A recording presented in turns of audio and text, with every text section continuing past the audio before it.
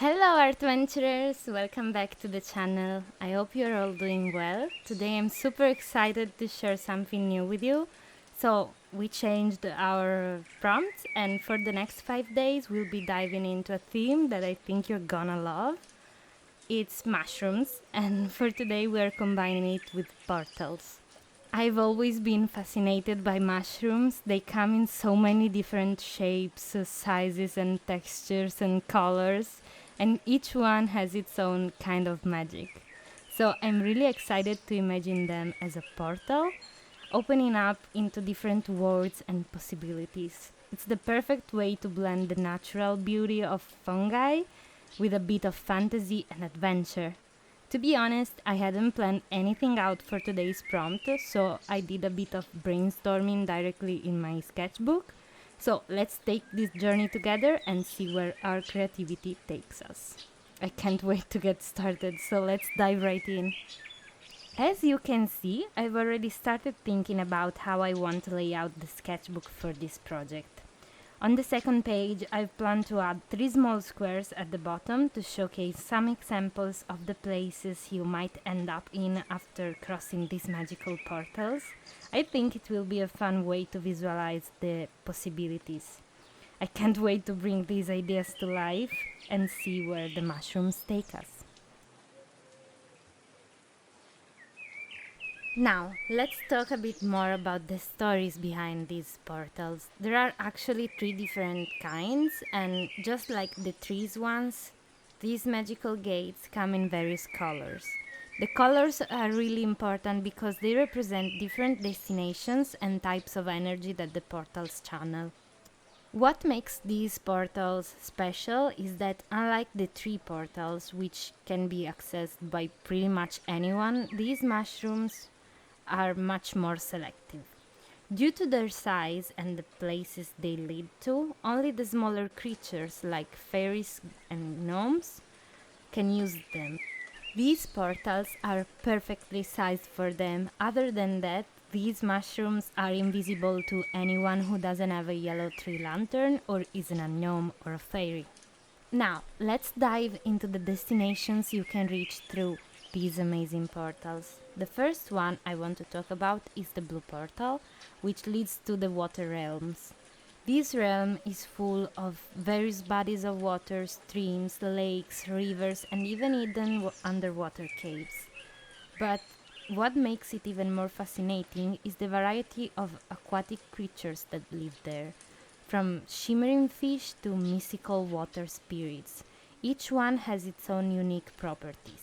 These creatures are carefully studied by the small beings who pass through the portal, such as gnomes and fairies, as we said, to prepare powerful potions and essential medicines.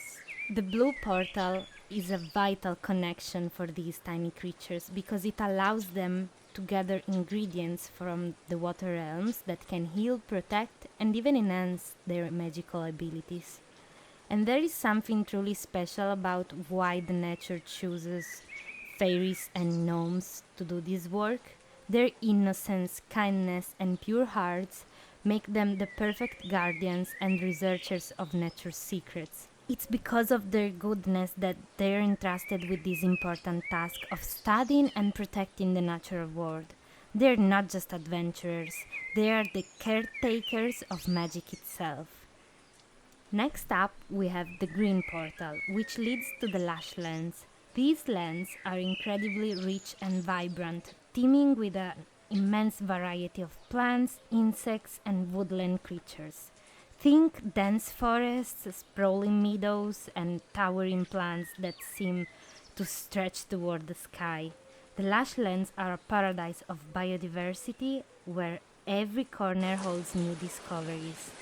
Just like in the water realms, the small creatures who cross the green portal are able to study the flora and fauna that thrive here. They examine plants with healing properties, unique insects that contribute to the natural balance, and even the creatures that inhabit the deepest parts of the forest.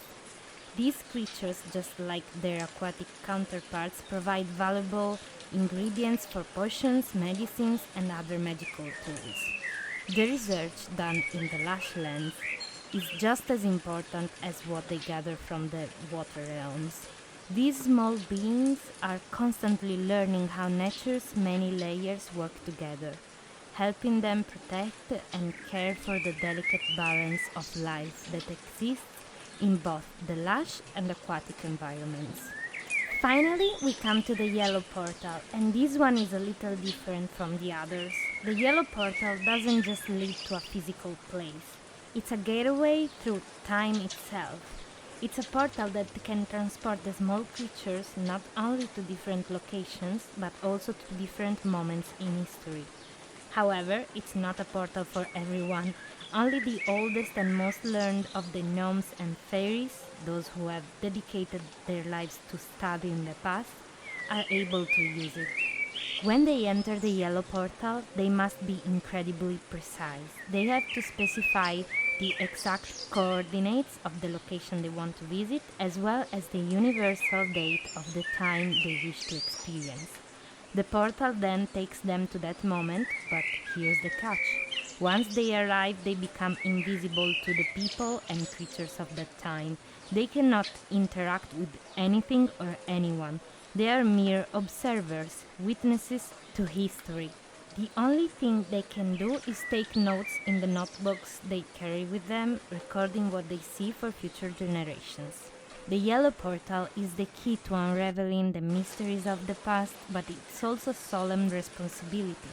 The creatures who use it do so not for adventure, but for the pursuit of knowledge. They are the guardians of history. This is the stories Luna the Adventurers discovered. Now let's get back to the drawing.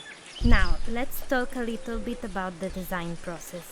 These 2 pages are actually some of my favorites so far, but honestly I had a few doubts while I was working on them. For example, I was a bit unsure about the first and last mushrooms. I was worried that the second mushroom might end up being too hard to recognize or that it might look a little flat.